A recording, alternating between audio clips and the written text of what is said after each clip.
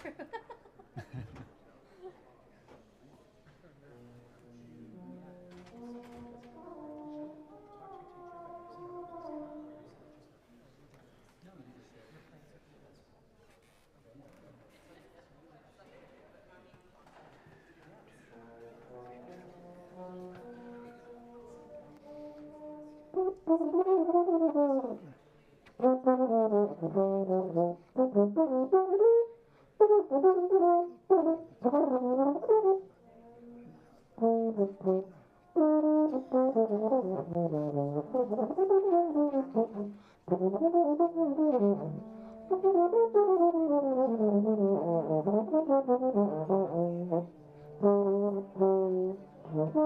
Nathan, I went down and made an announcement in all the kids are down trying bass trombones, right? Oh yeah. So I made an announcement. We got about half of them back. You want to go Bass start? trombones? The bass trombones? Well, I mean, they were down in the looking at all the shiny instruments. Wow, that's pretty. That's like they got to do that too. We got about half of them back. I imagine there's going to be more trickling in. You want to go ahead and start? Yeah, we can start. Yeah. We can Start. Yeah. Okay. That's all right. Great. So I'll give you a little introduction. Yeah.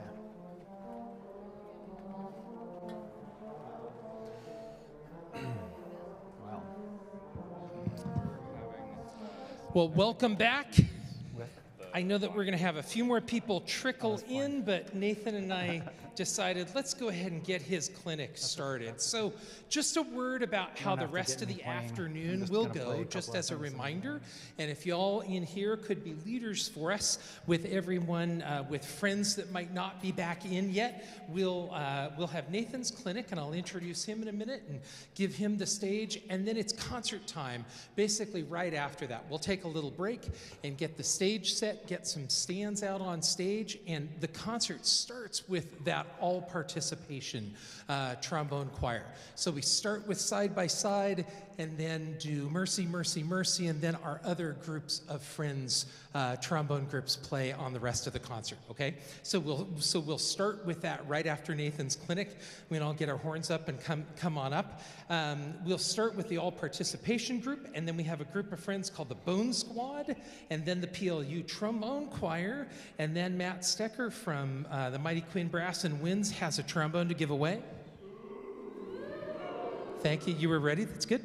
And then we'll finish with the Sliphorn Society, and our guest artists are going to do some more soloing with us and show off. I have been thanking all of our sponsors throughout the course of the day. I had a whole bunch of us that were down in the trombone petting zoo room thank our sponsors down there, but we can't thank them enough. And truly, if you are interested in a new instrument, Matt also has used instruments. If you're interested in a new instrument, all of our sponsors will really help you. I want to bring Nathan Tanouye out to visit with us. We are incredibly fortunate to have him on campus today. Nathan is the professor of trombone at the University of Las Vegas, UNLV. He's the principal trombonist for the Las Vegas Philharmonic. He's a prolific composer and arranger, including being Celine Dion's main arranger and orchestrator. You may have heard of her. And Nathan has performed in countless shows. He's on demand to play in every style, and I think you've heard that kind of as a through line from today too. Alexis talked about that too, that you know, if your interest is to let people pay you to play, you got to be able to play in lots of different styles, right? And if your interest is to be an amateur player and you're not interested, you're not worried about getting paid, you still have to be able to play in lots of different kinds of styles, right? Mm-hmm. So that people will want to hear you play, and so that you have more and more opportunities. And Nathan is a prime example of that, is that he can play in any style that we could ask him to. You're going to hear some of that this afternoon. He's sponsored by our friends at SC Shires, who have helped bring him out to us. And fun fact, he has 4 sons, 2 cats, and a lizard. He tells me one of those groups are all musicians, either the sons, the cats, or the lizard. I'll let you guess. Here he is, Nathan Tanouye. Hey. Thanks, John. I appreciate it. Hi, everybody. My name is Nathan Tanouye. I'm going to be playing a couple of things for you today, and then we're going to get into talking about some different, whole bunch of different things, all things trombone, and I'd actually like to hear a couple of you play, maybe work with you on stage. So if you have the desire to do so, then I'm going to ask for that a little bit later. But I'll start by playing this crazy, weird piece, first of all, written by Enrique Crespo, and it's called Improvisation Number 1. All right. It's not super melodic, just a heads up.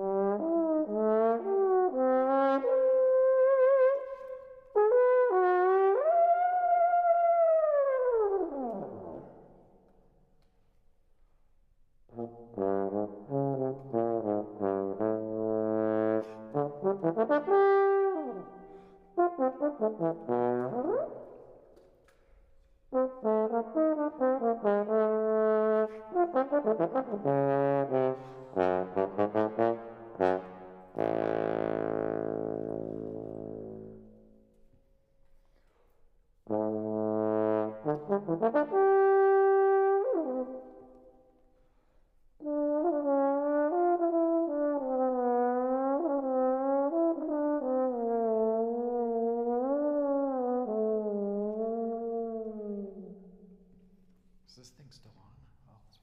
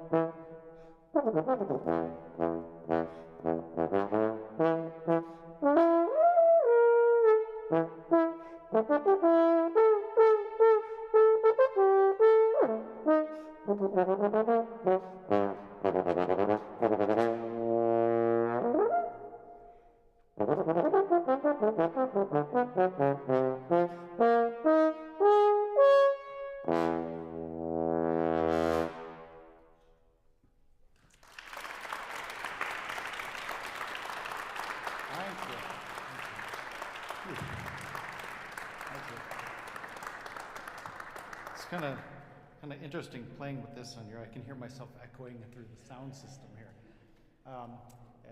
Maybe, yeah, anyway, it's probably okay if you leave it on right now, because I'll play a little jazz for you now too. You guys want to hear some jazz?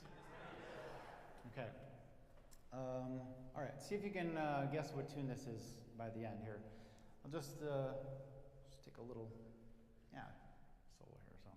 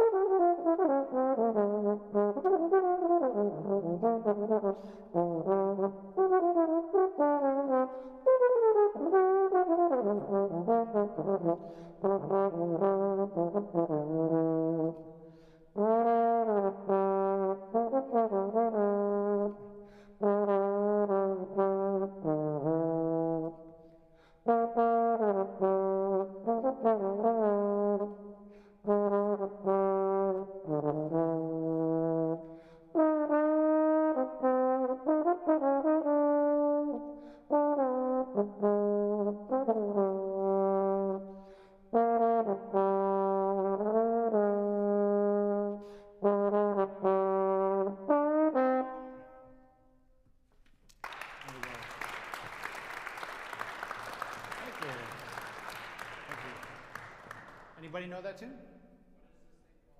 Very good, yes. Who was that back there? Okay, well, that's he's a jazz player. He's got to know that one. So, yeah, what is this thing called Love? Very good. And so anyway, I just wanted to play a couple of different things for you in completely contrasting styles. And that's kind of what I was going to talk to you about today a little bit. You know, I've been in this business for a very, very long time, and it's really served me that that I can play in a lot of different styles. And I started, like many of you did, in like middle school and high school, and I kind of started more classical, really. I didn't play jazz hardly at all until I really got to college. I kind of maybe took one improvised jazz solo in high school, and that was about it. But as I was maturing and growing as a musician, I saw myself drawing more to jazz and learning how to improvise, and I found it fun. And I never stopped playing classical music. I still love playing, and you know, if somebody made me choose, I don't know what I would do, you know. But because of the background I had, it made me more hireable for more situations, and it became a top call in Las Vegas, and I still really enjoy that, being able to do a lot of different kinds of gigs and everything. And anyway, so I was going to talk to you guys a little bit today about the similarities and differences of playing in different styles, and So we'll talk a little bit about fundamentals and maybe some basic differences between the styles, and then I actually want to hear some of you guys play. And I can help you with whatever. If you're working on jazz, I can help you with that, or classical, whatever it is. You're working on a pop tune, it's fine. Actually, a lot of my work as a trombonist has been on pop gigs. I played 9 years with Celine Dion and got to tour the world with her, and it was great fun and everything. So whatever you want to work on. So, all right, so let's talk basically about playing the trombone. We're going to get into a little bit more. Oh, by the way, I wanted to thank, where's David? Is he here? Marriott? Oh, back to, huh? Oh, well, he was going to be here anyway. But what a fantastic clinic he gave, I thought. You know, just really spot on. Hope you guys really listened to what he was saying, because he was full of good advice. But anyway, we're gonna kind of, and he touched on this too, but as far as playing in different styles, I liked how he talked about, you know, you're playing the instrument. That's one thing, you know, and then you're also playing a different, you know, the music, the styles, whatever you're working on. So in my opinion, it's very important for all trombonists to have good fundamentals of playing. That means you understand how to support your air, how to make a vibrant, resonant sound, and how to have good time, how to have good intonation on your instrument, how to tongue in various ways, and we'll go into more specifics in a minute, but you have to know really the basic trombone stuff. So let's talk just about breathing and sound production generally for a minute here. So now you guys all took part in the warm-up this morning, right? Many of you? Okay, so you understand, you know, we want to take in full breaths here whenever we play the instrument. When you get nervous, like, you know, I'm up here playing in front of all you know, I, of course, experience nerves too, but I have to always focus on taking in deep breaths to, you know, get through that. So you always want to take in deep breaths, and when you are playing an instrument, you need to give direction to your air, and so that you get a very supported type of sound. So if I were to take in a deep breath of air, and I'm not really going to support the sound at all, it might sound something like,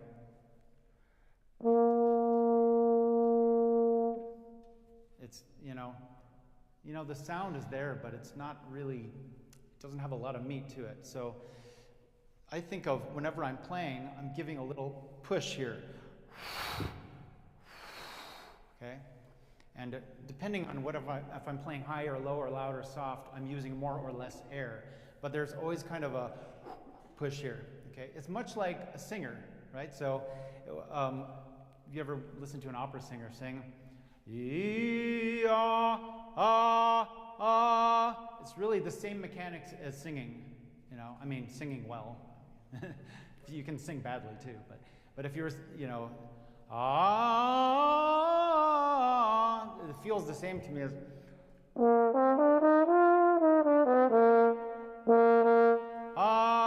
Okay, so anyway, the point is you always want to be supporting your air. So there has to be kind of a little push going on there, okay? It's actually kind of a tug of war between your blowing muscles and your breathing in muscles, your inspiratory muscles and your expiratory muscles. So maybe you guys can try that for me. Just take in a deep breath and maybe feel that. If you're doing this and kind of creating resistance on the in-breath and the exhale, you can kind of feel it. Okay? That's good. So it's good breathing. Nice job. Now, so getting back to this. So when we are producing our sound, if we want to play, we're going to get into physics for a second here too. If we want to play a higher note, right? Then what do you think has to happen to the air? What does it have to do? Faster. It has to go faster. Faster air makes a faster vibration here of the chops, right? and then the note can go higher. So now if I just take my do this, play a B flat, and I just give a little more push of air, then we can go the next note up. And this doesn't require more here, it just requires more here. A little more of this, so. Right? And if I want a really high note, I have to have really fast air. So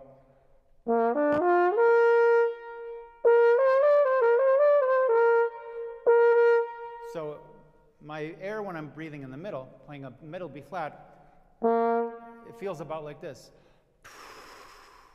Okay? In fact, I can do this. Okay? If I want a higher note, a little faster. If I want a higher note, you know how much faster it is? Now I'm like, the air is very, very fast, okay? All of this, but not really tensing the chops. This is, you know, I kind of have a feeling about the chops, and that you just put them in one spot and try to just keep them there, you know? But you don't want to like squeeze more when you play higher, because that doesn't, it's very limited how much that really can help. So I say just try to keep this really consistent here. Same thing now when you want to play lower. So if I want to go, right? The air of playing an F is like about, so, okay? And very slow, yeah? I'm still supporting that, but the air just kind of falls out of me. And then pedal B flat, you know? So it's kind of, by the time you get down to the pedal range, it's kind of like just a sigh, like, you know? So it's quite different how you breathe. Now, I think a common problem with trombone players is they overblow the lower register or underblow the upper register. You know, you can't, the air is not the same for all of the range, you know? So you have to know the differences between those. So even if I were to play something really loud and low, like, I'm barely blowing. I'm just going, that's it. Okay, that's how you really can get a massive sound down there, is you just go, you know, it's easy. So now up high, it's a bit different. So it takes a bit more, you know, support up there to be able to play up there. You know, you might even get into using abs to kind of compress the air. It's really like you're a big air compressor when you play the trombone, or any brass instrument. They're all the same. All the brass instruments are the same. So, you know, you're just compressing more or less air and letting more or less out at different parts of your register, and that's it. You know, it's just physics, really. You know, you want a lower note, you have to have slower air. You know, same thing when you play high, you just need faster air. So the tricky part is when you have to play low and soft, for example. Well, now you have to engage this more to kind of hold air back, you know, so. You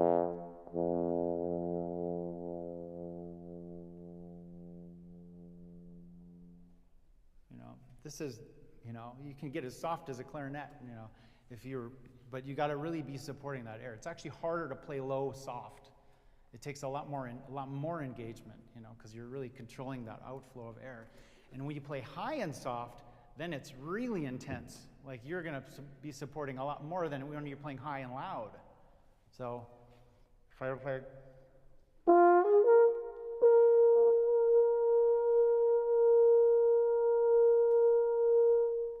you know, that's a high B flat, and it's pianissimo, you know, pianissimo, but it's all just air and how I'm controlling the airflow, you know. So this is kind of a really big deal when you're playing any brass instrument. You've got to have that kind of engaged more. I got the great pleasure of working with Joe Alessi a lot over the past year because he was our guest artist artist in residence at UNLV. So he came in about 6 times during the school year, and he worked with all of my students, and I got to observe lessons too, and it was really, really wonderful experience. But he talked a lot about that, okay? This has to stay engaged, you know. And I'm pointing down here, you know, but the lungs really live from about the middle of your body and up, you know. They don't really live down here. But the musculature that supports the air lives down here a lot more. It's your intercostal rib muscles, your abdominal muscles, and even lower, your pelvic floor even. So, you know, you have this going on. So, but Joe Alessi talked a lot about that. Stay engaged, stay engaged, stay engaged. So, this is the biggest similarity, I would say, between playing any style of music, is that you got to have really good air and know how to use it properly, so you don't end up hurting yourself, or you know what I mean, or using too much pressure to compensate for not having enough air support, things like that. So, I mean, and that is one way that people learn how to play high. They kind of like, they'll try to use more air, but then the chops aren't really strong enough, so they push more against their face here to hold the chops in place while they blow air, and it just, you know, you just damage yourself, and then you'll eventually heal, but but you know, you don't really get a whole lot stronger. So you want to allow the air to carry, you know, to do the work, and then I know you heard all of these things before, but I'm just reiterating it and hopefully saying it in a way that you can understand. So, all right, so that's a big similarity. That's kind of the biggest similarity of playing any kind of style of music. Also, slide technique is something that you'll want to be thinking about, and you know, just pay attention to how, like, for example, you're holding your slide. Okay, like I like to use a grip of 2 fingers and a thumb, and I kind of grab it towards the bottom part of my brace like this, and I allow my hand to pivot as I go out like this, but I kind of keep my hand facing inward like this. So, because this is the natural anatomical structure of your body, is that it's, you know, this is a resting position. So if you're, you know, it's actually creates stress. You can even try to do this. If you just put your hand towards you like this, it actually, you feel more tension than this, right? This is a more relaxed. Can you feel that? You feel less tension if your hand is this way. If your hand is trying to do this, you're actually creating stress in your arm a little bit. So I try to just keep my hand, you know, just like so, and allow this to rotate out, my fingers here. Kind of have them stacked on top of each other when it's all the way in. Like so, okay? This is the most natural way I can do it. So slide technique, we talk about this. So we want to allow the wrist to not lock when you play. This is a problem I see in a lot of my students, actually, and I have to get them to loosen up on the wrist here. It's really easy to be like, but what happens when your wrist is locked is that you start jerking your horn around, you know, because there's nothing to absorb the motion of the slide. It's like your arm really needs to be like a shock absorber when you play, right? It's gotta be able to.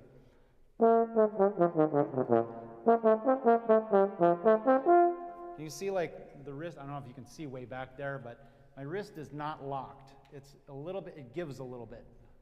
Okay, so.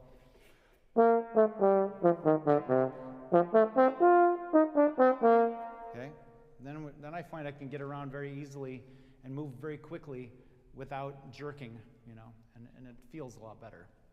Okay, it makes it easy. It's easier to play legato, so.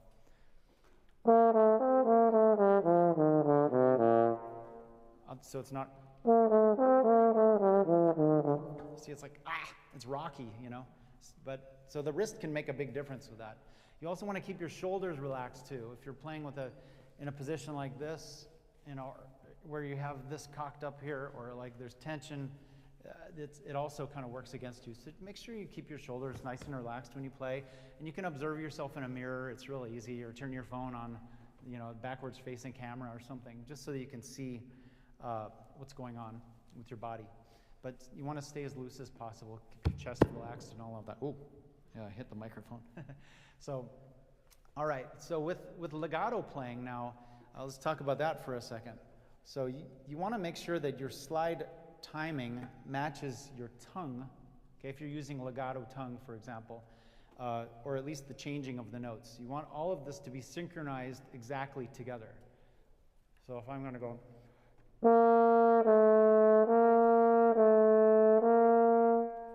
the tongue and the slide happen at exactly the same time. I'm not thinking of them at separate times. I'm not thinking slide first. I'm not thinking tongue first, any of that. It's got to happen simultaneously. You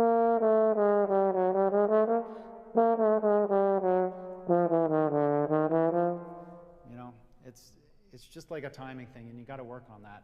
Especially with classical music, we're way more picky about technique of, you know, and what slurs sound like. I am anyway. So, so that's one thing. And then also if you're, I mean, there's some changing of notes even with natural slurs, but all of those have to line up exactly together. So now if you're playing staccato, I think I usually move a little bit before. I'll move my slide before I get to the note. So before I tongue.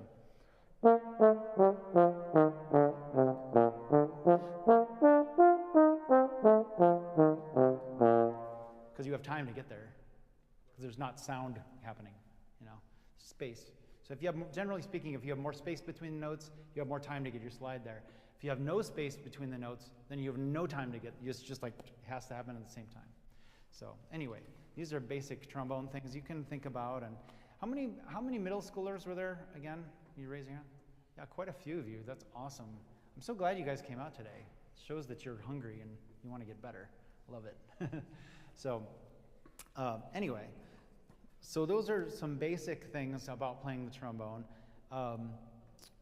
Now, as far as like, let's talk about some differences in tonguing. Okay, like the biggest difference between playing jazz and playing classical music, classical, you know, we say classical in the general term, you know, but it could be romantic or whatever, you know, is the way that we not only tongue notes but also release notes, right? Because in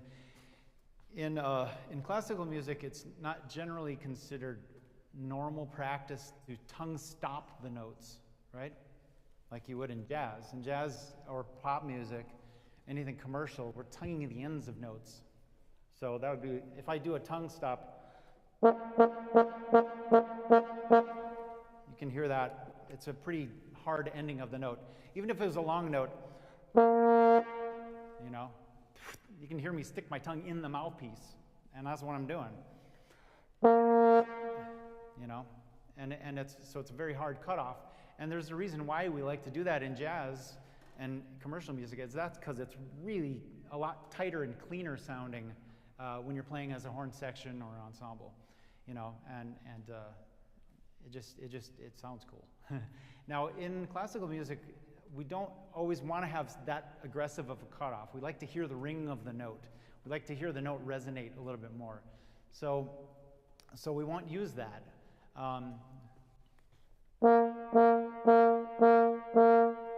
So it's good to think about how you might be ending the note, but let's just say generally it's good to not stop it with your tongue, you know, or if you're using your tongue to stop the note, it has to be a much more gradual stopping.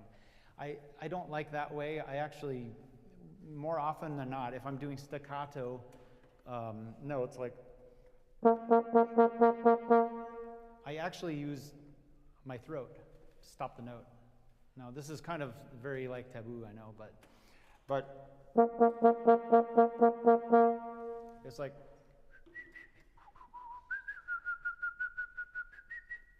if you were to whistle and do that. There's like a gentle closing here between the notes, you know. You don't want to start notes with this, though. It's a big mess if you do. I've had to really correct that a lot in my students. So, but I'll just say generally in classical music, you wouldn't use your tongue to stop the note generally, unless you're playing, you know, like Stravinsky sometimes. You know, then maybe, you know, you want to go for that aggressive of a note ending, but generally not. So, okay, so those are the kind of the major differences in the endings of the notes. So the beginnings of the notes, In classical music, there's a lot more nuance to the type of tonguing you use, because you'll use everything from like a t or th, even articulation, where you're kind of going, you know, where I was tonguing right at my lips, in fact. Tongue's going between the teeth to the lip, right? Right? And then there's the duh articulation. Da, da, da, da, da, like this. This is what we use in jazz, almost exclusively. And then you have a legato tongue, which is even farther back in your mouth, and that's closer to a la, right? Where you can just barely hear the definition in the note, but it's much smoother, like.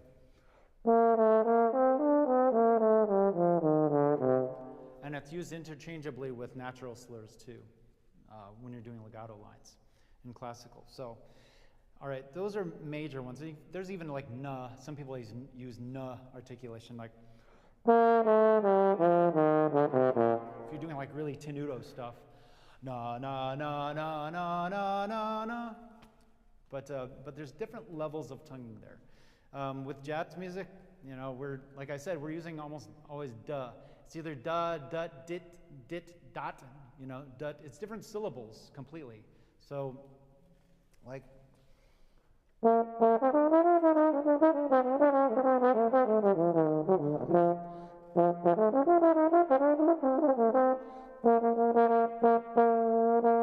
know, that's very, very different in articulation. Those kinds of articulations are not interchangeable with classical music generally. The only kind of one of those that I'll use sometimes in classical music is actually, well, I use doodle tonguing.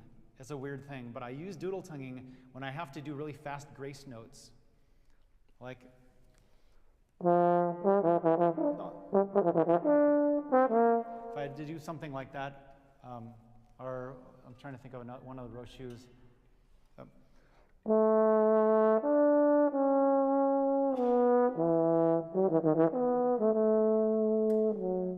Right? I'm actually using a doodle tongue there. And don't tell anyone I did that, okay? No. It's a secret. I never heard of a classical player do that, actually, so. But I'm using it because it works better. I mean, you can't tell that I'm doodle tonguing, right? All right, anyway.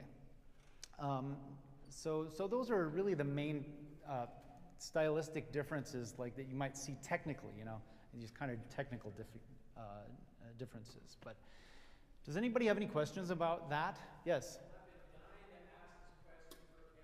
Yes? So when you start playing higher off the B flat, Uh-huh. if you're tonguing, let's say you have to play or 16th notes or something, because your tongue, there's a tendency to arch it. I find personally that tonguing becomes, my throat wants to get involved, and I have problems with just my tongue feeling tired while I'm trying to tongue fast in a higher register. Can you talk about that a little? Okay, so I understand why it might be getting tired up there too, because there's a greater amount of compressed air coming through here, right? So what do you think the tongue has to do when you're playing higher? Does anybody know? Anybody guess? Yes? Oh, you're stretching, okay. Who was it? There. Yes? I think you might just need to like work your tongue a little harder because there's faster airstreams. You're going to need to use more of your muscles. That's right, that's right. The tongue has to be a little bit more, you got to tongue a little bit harder up there. You know, it just is like that way, you know.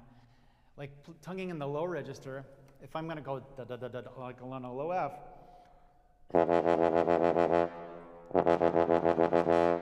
it's very, very loose, my tongue, like that, you know, da da da da da da da da. But tonguing high,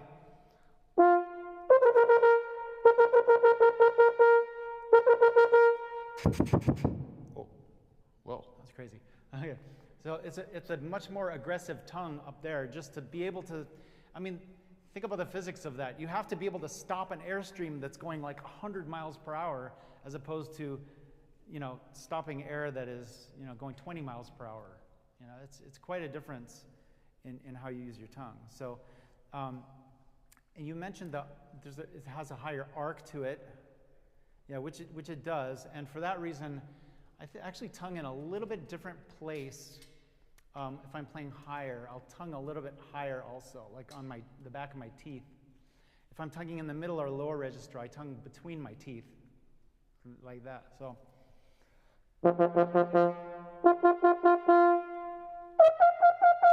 Oh gosh, I shouldn't do that. Anyway, but when I'm tonguing way up there on a high F, it's kind of mashing my tongue behind my top teeth, as opposed to tonguing lower.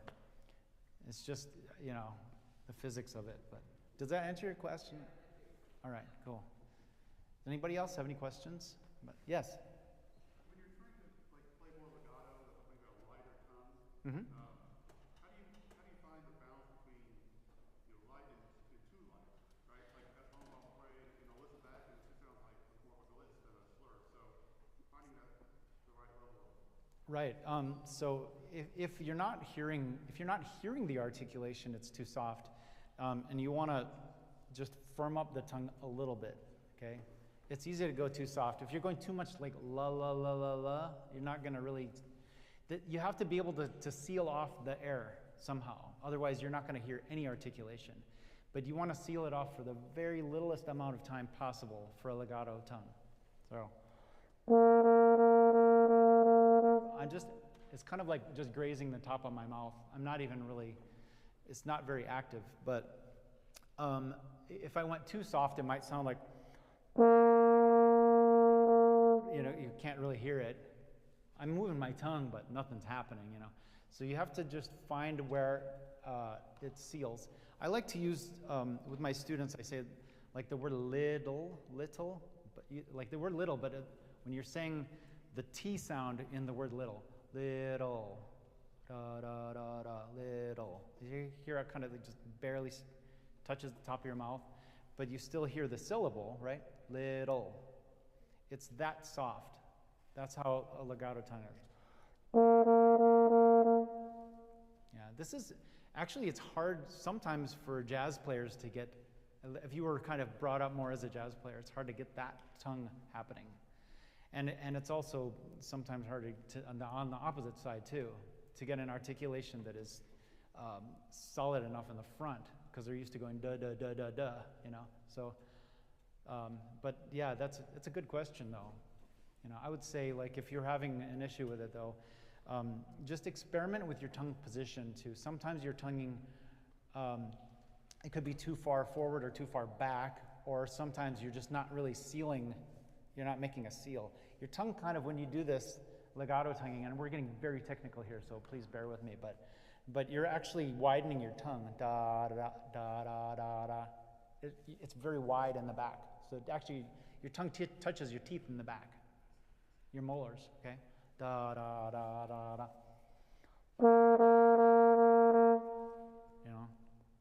So it kind of creates a wall, but it's just like only momentary. That's it when you're doing that legato tongue. So it's very technical, but it's a good question. Anybody else?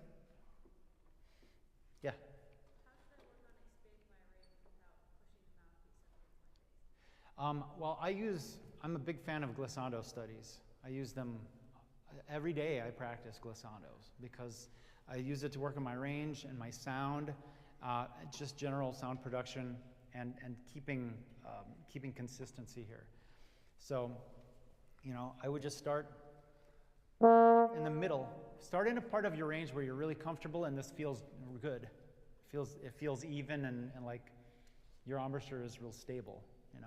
If you don't have a part of the range that feels stable, then you have to kind of go backwards and figure that out. Make sure that you're kind of keeping this even all the way around here. But anyway, working on that range going up, I'd be doing stuff.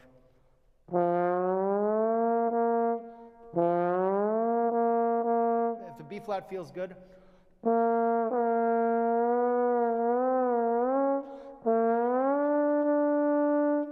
and just pay attention to how you're feeling here. If you feel like you're starting to anchor really hard on the top, or something, or bottom, or feeling funky or uneven, then just do it again and try to change it to make it feel the same. You know?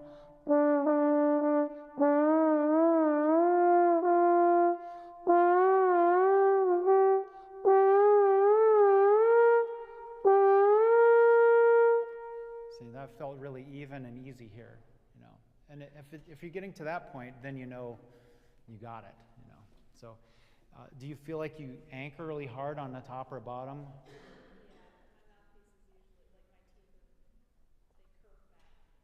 Yeah, you're using too much pressure. So you want to get the horn off your face, and you know, even when I'm doing these exercises, I'm paying attention to how much I'm pushing on my face. You just want that to be.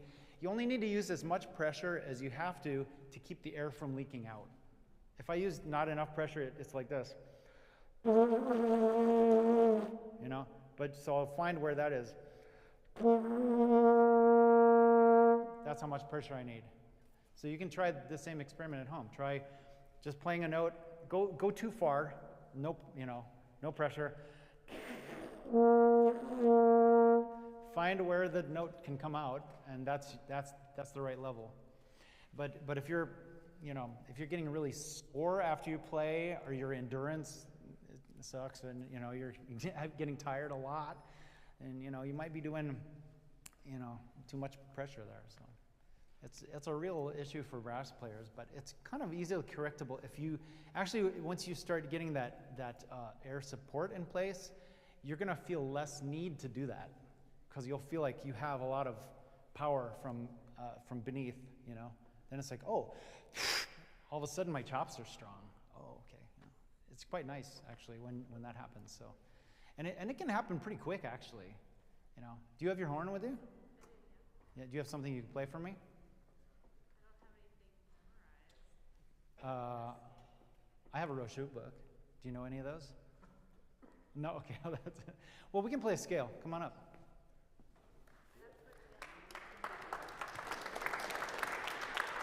Yeah. That was a good segue, right? Yeah, come on out. Yeah. Up, I mean. What time is it? I got to keep an eye on my time here. 24. What time are we done? 3:50? Yeah. Okay. I can probably hear a couple of people. So. All right. So what's your name? Summer. Summer. That's a good name. I wish it was summer. It's cold here. Okay, Summer. So, all right. Why don't we're talking about range and everything, and I know you're warmed up, right? You did the warm up this morning? Mm-hmm. Right, cool. Are you in high school? Yes. Okay, cool. What grade are you? I'm a junior. Junior? All right, cool. I have a son who's a junior, too. Cool. Yeah, he plays sax, unfortunately. And flute, like his mom. So, anyway. All right, so we're going to, Summer, I'm going to just have you play a scale. Just play like, I don't know, what's a scale that you like? B flat, C? B flat. B flat's great. I like B flat. Go ahead and play it for them.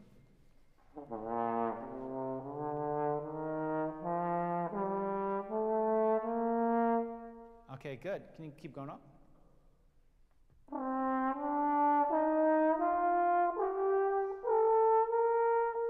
Okay, that's not bad actually. I think you're a little bit underblowing your upper register. You can use a little more. Okay, so you can actually gauge with yourself if you're doing this right by just. You can all try this too. Put your fingers on your solar plexus here. You know where your solar plexus is, right? If these are your ribs over here, it's kind of in the middle of that. It's the soft tissue right under your sternum. Okay, so. It'll go out. It'll pop out if you're supporting your air, okay? So, oh, sorry, can you see that?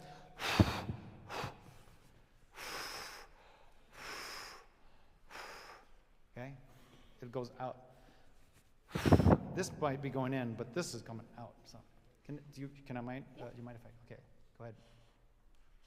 Yeah, so you're underblowing actually. Okay, here, feel that. You can. Can you feel that? Mm-hmm. Okay. So we got to get kind of that engaged more. So let's just try taking in some air. We're just going to go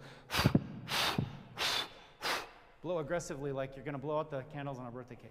Here you go.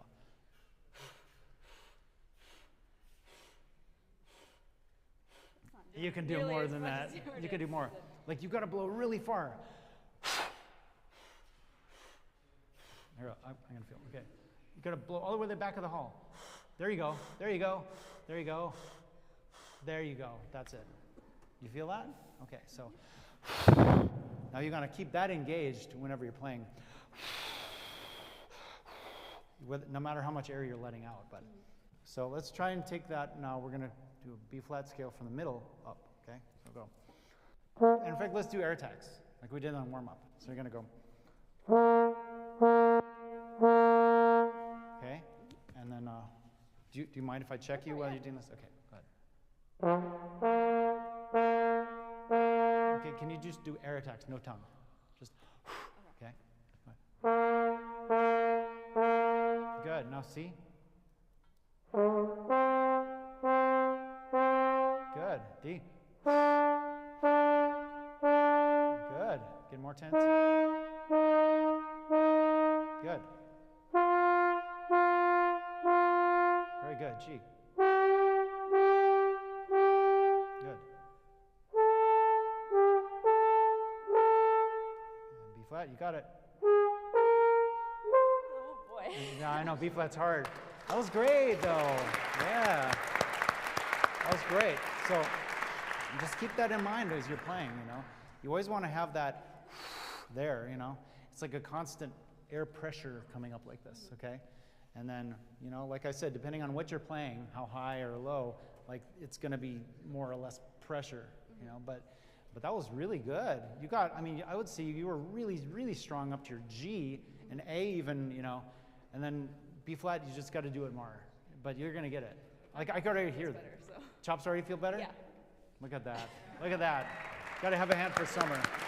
Excellent. Excellent. Excellent. Wow, yeah, that's you know, I'm telling you, this is real stuff, you know. Like, if you can get this going on, then that's great. You want to come up? How do you play low and loud? Low and loud? Oh, that's easy. All you got to do is nothing. Really, it's, I mean, I love playing bass trombone. Bass trombone is like, it's my new favorite toy. I just, you know, I've done a few gigs on it, but I mostly like to just play it, you know, in my office. But you do it like this. So, taking in a lot of air, and then, okay. So right now you got to open this up a little bit more to your lip. Okay. Yeah. There you go. That's good. So this is good. I'm glad you should come up here while you're doing this. Okay. Yeah. Come on up.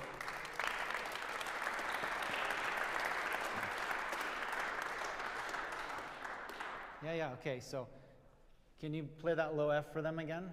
Okay. Okay. Cool. So, you are a little bit over. What's your name, by the way? Anasia. Anasia? Okay, Anasia. So, I want to congratulate you for getting up on stage. This is first of all. There you go. You're getting it. So when you are playing, so there's a couple of things that are happening here. So number one, your aperture is a little too closed here. You know what an aperture is, right? Aperture is the hole that the air goes through. On a camera, it's the hole that the light comes through, right? There you go. You got, yeah. There you go. Now we're getting more sound, right?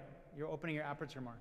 So I like to think of keeping my chin pointed down when I play because I can kind of control my aperture a little bit better. What was happening with you before you started fixing it was that your chin was coming up too much, so your chops are closing too much. So I was just working with a student of mine on this same thing too, in a certain register. So keep this really, keep it flat like that. Open up down there. Yeah.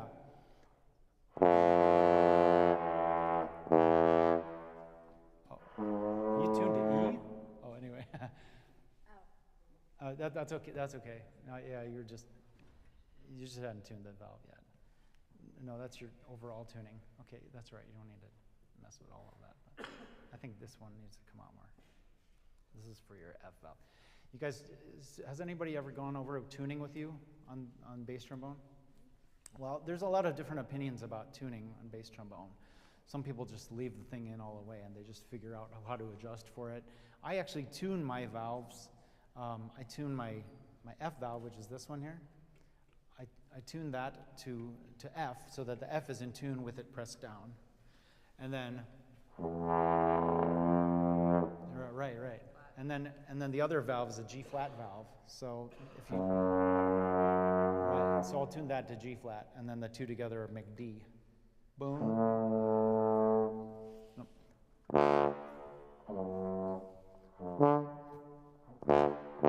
But for you, that's one and two together. Anyway, I don't want to go too much on a tangent, but that's, so anyway, getting back to this, let's make sure that this stays open. So it's always like you're blowing air. See, that's good. If you keep your lips like this, the sound will be better. If you let it close like this, or roll in too much, then sometimes it gets too closed sounding.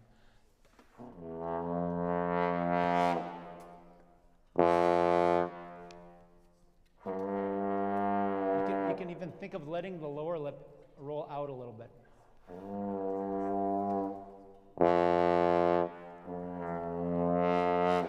Yeah, it's getting there. Yeah, it's already better than it, yeah. So you asked how to play a low. You asked how to play a low and loud. It's like you gotta let the air out thing down there.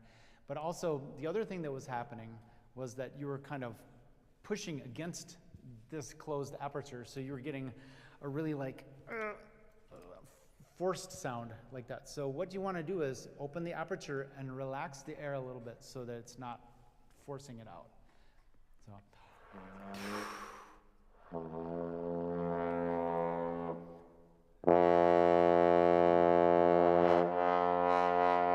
There we go. There we go. Yeah. There you go. Good. Excellent. So how old are you? 13. You're 13, so you're 8th grade? 7th grade. Oh, it's great. Very nice. You know, I don't know a lot of 7th graders that play bass trombone. A lot of them maybe will start on a tenor like this size, and then they'll move up to it. Doing that, but this is for jazz band. This for for jazz band, you got an actual bass. That's awesome. Well, good for you. Keep it up, okay? Yeah, cool. So, and I'll mention that's awesome. Yeah, I actually have a student who is she's female student like her too, but she plays in our top jazz ensemble at UNLV, and she is amazing. She is killer. Yeah. Hi, yeah, I was wondering, could I possibly get some help with like articulation and response of the lower register? Sure, come on out. Okay. All right, cool. Thank you. And I was gonna hear Max too, just for a minute, like after. Yeah. Okay, so, and what's your name? My name's Sarah. Oh yeah, of course I knew. Oh, I met you earlier. Yeah, Sarah. Sorry. That's okay, that was a while ago though. But they didn't know your name, so. All right, Sarah. Sarah, great. Response in the low register?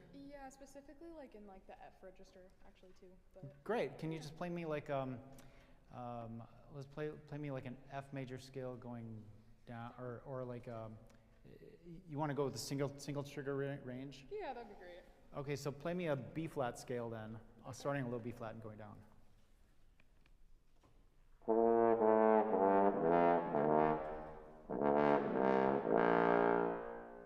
Okay, cool. Yeah, nice. Well, you got a nice fat sound down there. It's really resonant and everything like that.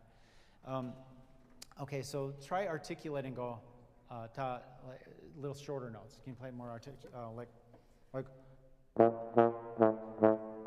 that? Short.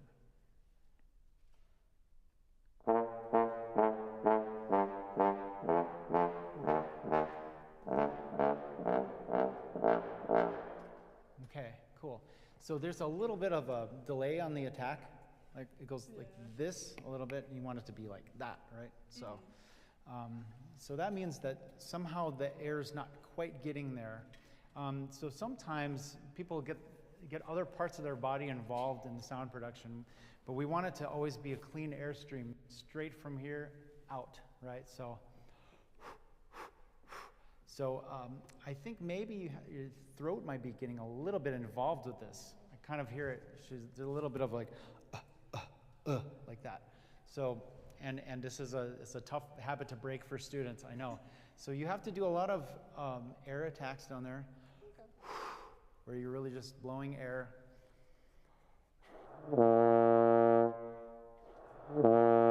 Where you know, let the air come out first, then bring your lips together until they vibrate, kind of thing. So you can feel that. You gonna try that? Just blow air.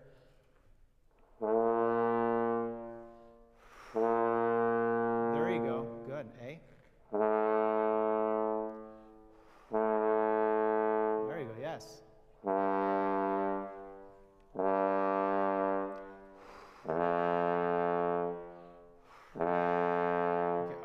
Your throat's getting a little involved right there, but the beginning was perfect. And actually your sound was fat even without using your tongue in the beginning, yeah. But so the goal is, let's keep going with it. Can you play A flat again? Or G, I think you're G.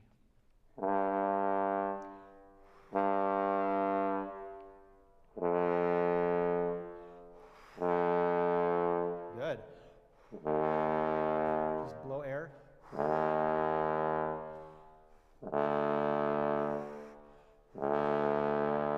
Okay, good. Already, that's much better, yeah? Can you guys hear already? The center comes immediately now, even without using your tongue. Now, if I just tell you to put your tongue with it, it's the same. You want to just think of it like you're air attacking the notes. You're just going to add your tongue just to clean up the beginning, that's all. Okay. Yeah, try again. Now add your tongue just a little bit. Think air attack. Good. Good. Good, G.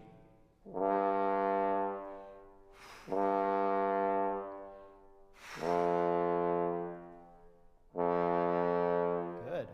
There's a little throat on that. Blow air.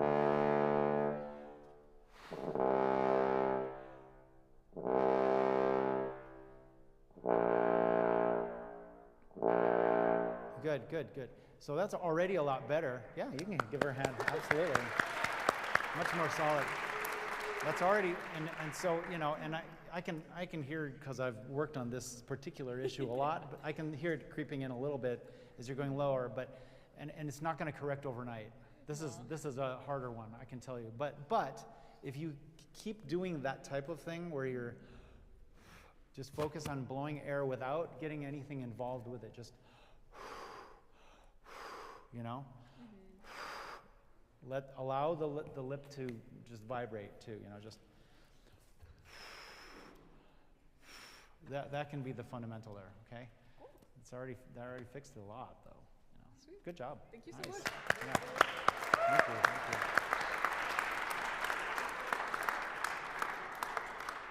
I'm gonna call Max up here. It was Max, right? Yeah. Yeah. Okay. Yeah. Just making sure. My memory isn't everything it used to be. All right, so Max, good to see you. Hi. Nice to see you.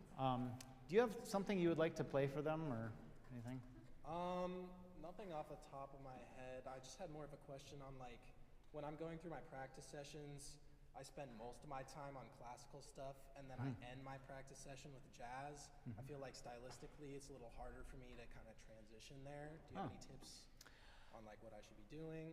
Well, I don't know what to say. That's what I do too. Yeah. So. Okay. But you want to spend enough time working on your jazz that it really becomes familiar, and you can just go in and out of styles quickly. You know, not that you will have to do that, but you might. I mean, I did Celine's gig for 9 years, and one of the tunes we did was very different from the others because we had to get up in front and. The whole horn section was featured. We had 5 horns at that time, and we'd play sing, sing, sing for the audience, you know. And I'd have to take it improvised solo and everything, but a lot of it was more like classical pop type stuff, you know, My Heart Will Go On and all of that business, you know. So we're kind of playing a little more orchestral in style, you know, and then I got to go out and play that and sound like, you know, a jazz player, you know. So it's useful to do that. But as far as practicing, if you feel like you're having a hard time transitioning to jazz, you might need to just focus on jazz for a little bit until you can really understand that style. Because, I mean, my guess is you're more familiar with classical music, right? Yeah. Classical style. So you might have to just spend some time just practicing jazz for, you know, a couple of weeks at least until you can feel comfortable articulating and kind of, you know, copying the greats, you know. You know, David Marriott was talking a lot about that, you know. You gotta listen to all the people. Everything he said was true. You know, listen to JJ and how he would play. Like you know, Frank Ralston, he's hard to copy. He's just like he plays stuff that's like so hard that I'm like, I don't think I will ever be able to play that. but you know, you know, but listen to all of your jazz players while you're do it. I used to listen to jazz right before I would practice jazz. I'd practice classical music for 1 or 2 hours, then I listened to jazz. I actually listened to Clifford Brown a lot before I would practice because I really, my dad, he knows my dad actually. My dad used to have these reel-to-reel recordings that I had inherited his machine, and on one of those was Clifford Brown, and Clifford Brown was an incredible jazz trumpet player.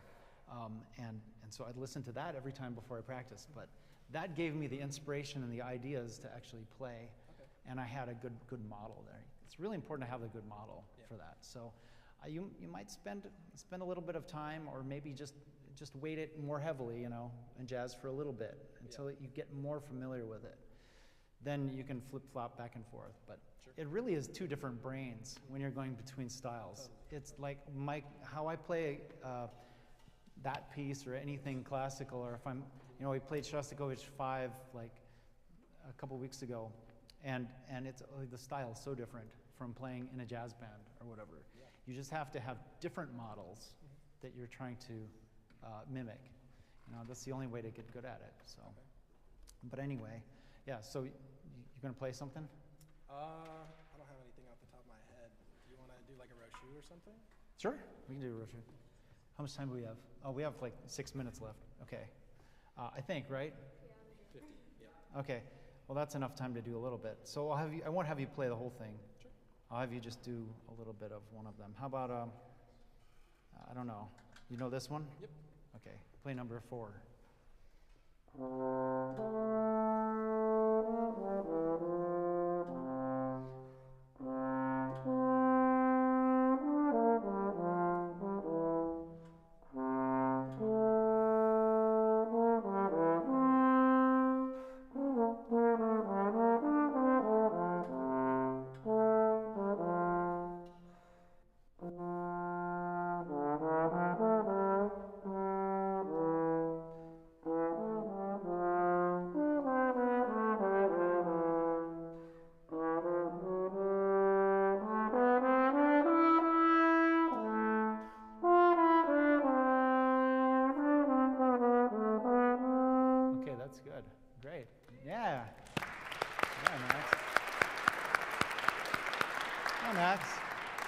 So somebody like Max, he already has pretty good fundamentals overall because his sound is pretty even up and down the instrument and everything.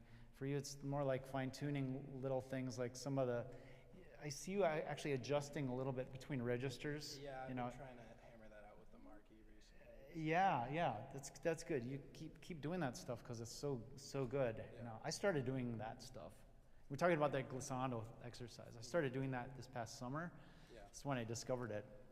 I actually had a student of mine, he'd finished his undergrad at UNLV, and he auditioned to get into New England Conservatory, and he won. I mean, he got in. So now he's studying with Jim Markey there. So he actually turned me onto that exercise. I'm like, oh, really? Oh, okay, cool.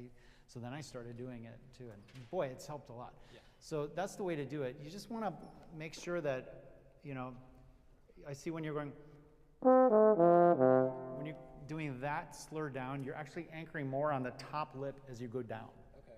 So, you know, there's sort of, you just don't want to be doing a lot of this when you're playing, in my opinion. So I would pay attention to that. And it does affect your sound a little bit, because when you went down to your lower register, it didn't have the same core as the middle. You know, your sound is pretty even out throughout, but I'm really nitpicking you here. So you might even, when you're practicing something like this, put the gliss in it so you can really feel the consistency.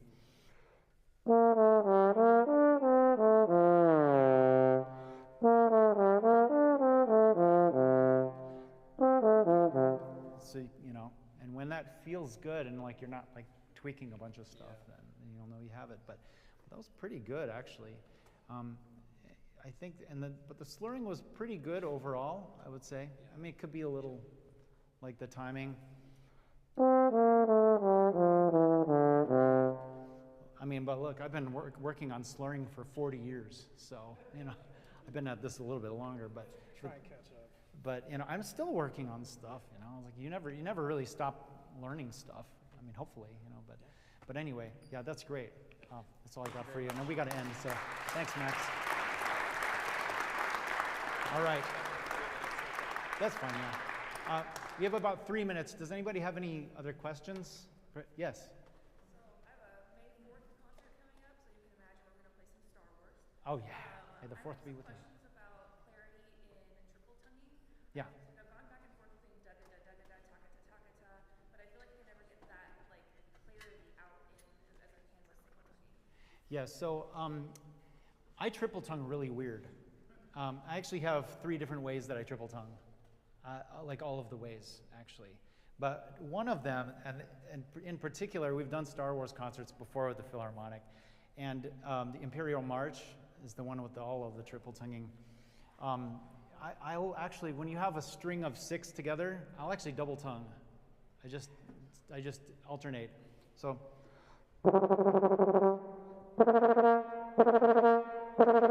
Because I'm going ta ka ta ka ta ka ta, ta ka ta ka ta ta, like that, okay? But if I have a single triplet, then I'm going ta ta ka ta. Does that make sense? Like what you're describing is like a problem I was having because I was trying to go ta ta ka ta ta ta ta ta, strings of those, and I couldn't do it. So I started just using double tonguing, and I did this a while ago because I was lazy and I just like, man, I can't get this to work. So, but if I have to just go, then I'm going ta-da-ga-da, ta-da-ga-da, ta-da-ga-da. And then the other way is like ta-ka-ta-ta-ta-ta-ta-ta. And, you know, there are certain circumstances, like in the bourgeois trombone concerto, I actually thought, I mean, that worked better for me. So it's just, you got to work what works, and don't be afraid to change it, I would say, you know. That's it. So I don't know, I mean, is your double tonguing even? Pretty even. I'm pretty fast single tonguer, so like, Oh, accommodate that way. you're one of those people. Well, okay. I have a very slow single tongue, so I can't relate to that. But I know that you can definitely use a double tongue if you can get that to work good. You know, you can get that very fast and use it as a triple. Like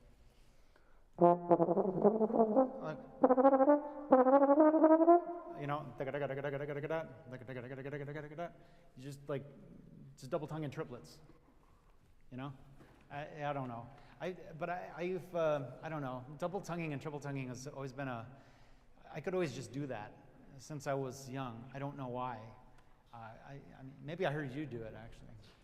He was my dad's student, so, and trombone player. But I don't know. Yeah, really quick. Yeah. Oh, you're just drawing my attention. Yes. We're done. Thank you guys so much for being a great audience. I hope that was helpful.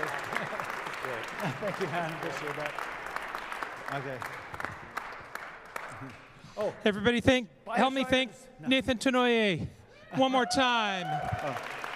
Oh, by the way, I have to say a word. I mean, Nathan's got one more thing. yeah, so I'm being sponsored by Shire's Trombones. Yep.